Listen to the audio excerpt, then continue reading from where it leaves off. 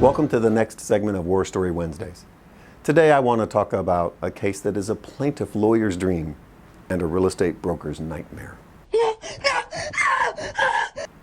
Imagine you are responsible for the sale of a 5-acre piece of property just outside the Central Valley. Rolling hills, meandering streams, beautiful oak trees, a house that you can sit on the porch on your rocker and just enjoy a summer sunset.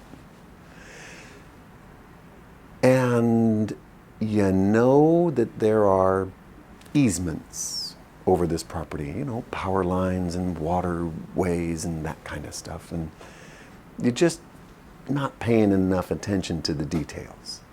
So your client comes to you and says, I'd like to buy this beautiful piece of property. And you think this is terrific. And you hurry up and get the deal done and you close escrow. The problem is you don't even get a preliminary report before the close of escrow. And you didn't check permit histories, and you didn't verify the acreage.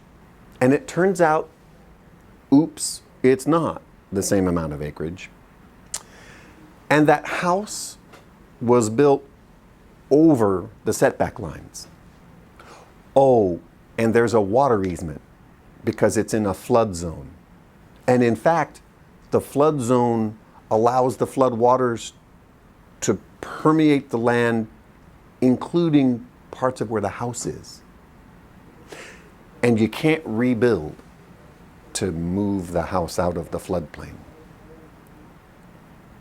The buyer is understandably unhappy with the real estate broker at this point, but doesn't find out about all of this stuff until 2 years after the close of escrow. And the real estate broker says that there's this code, section 2079, that says that the real estate broker for the seller, the listing agent, has got a 2-year statute of limitations. And that should apply to all real estate brokers involved in the deal, because this real estate broker represented both the seller and the buyer. And the court said, yeah, not so much.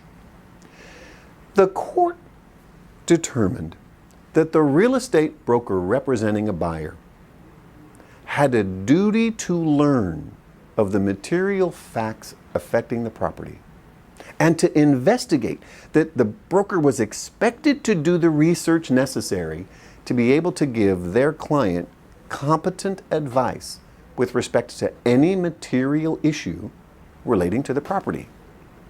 Like, say, for instance, it's in a flood zone. The statute, with regard to the duties owed by a listing broker, don't insulate or isolate or protect the selling broker, the broker representing the buyer, from any similar breach of fiduciary duty. This case has been used over and over and over to nail a buyer's representative for failing to do even basic research into issues that will affect the desirability or marketability of a piece of real estate.